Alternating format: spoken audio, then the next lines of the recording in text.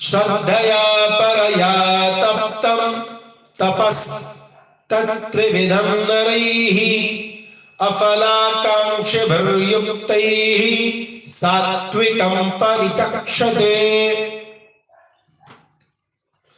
अफलाकांक्षिभिः फलाकांक्षा रहितैः,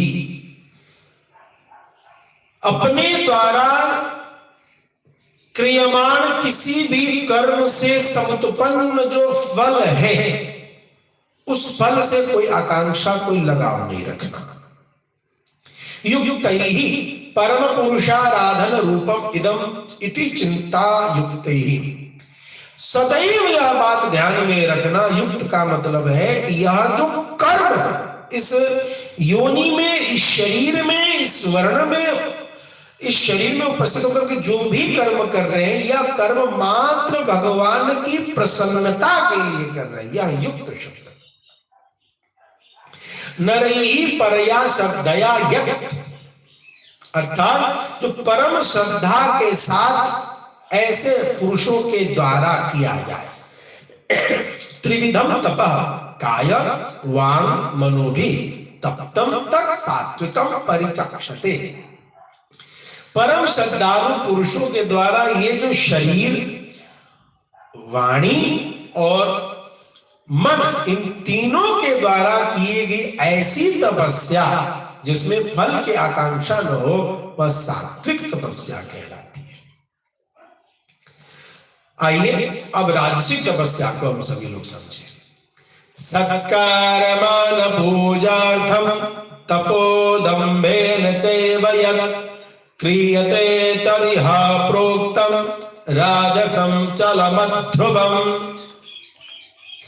मनसा आदरः सत्कारः, मन से आदर करने का नाम सत्कार है।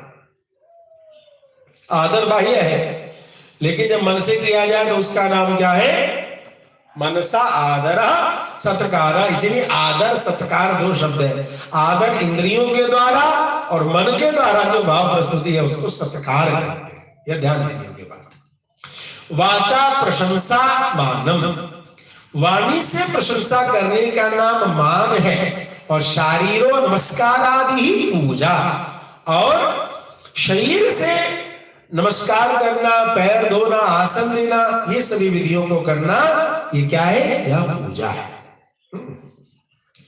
फलाभि संधि पूर्वकम सत्काराद्यर्थम च दंभेन हेतुना यत् तपः क्रियते तत् इह राजसः प्रोक्तम्।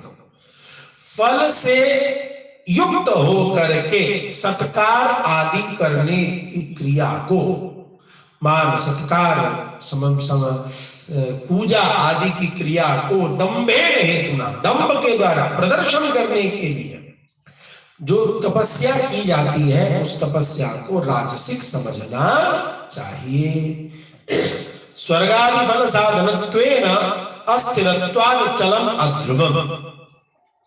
फल का साधन होने के कारण यह स्वर्गादि फल को प्राप्ति कराने वाला है, और वह फल के इच्छा वाला है, इसलिए यह स्थिर रहने वाला नहीं है, अतः चल है और अध्रुव है, यानी निश्चित नहीं है, यह अध्रुव है, यह हमेशा रहने वाला नहीं है। यह तपस्या का फल नाशवान हो जाता है। चलत्वम पात भयेन चलन हेतुत्वम अध्रुवत्वम क्षयिष्णुत्वम। गिरने का भय रहने से चंचलता का हेतु है, क्योंकि स्वर्ग का त्याग होगा, क्षीणे पुण्य मर्तलोके विशन्ति, इसलिए इसमें चंचलता दिखती है।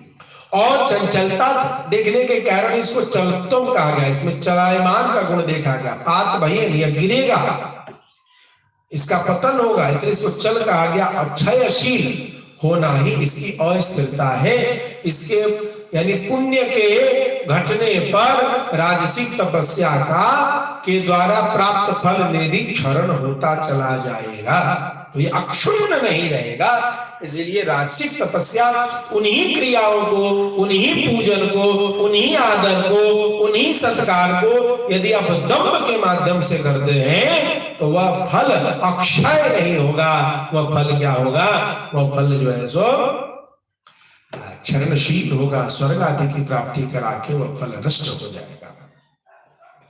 मूढ़ग्राहे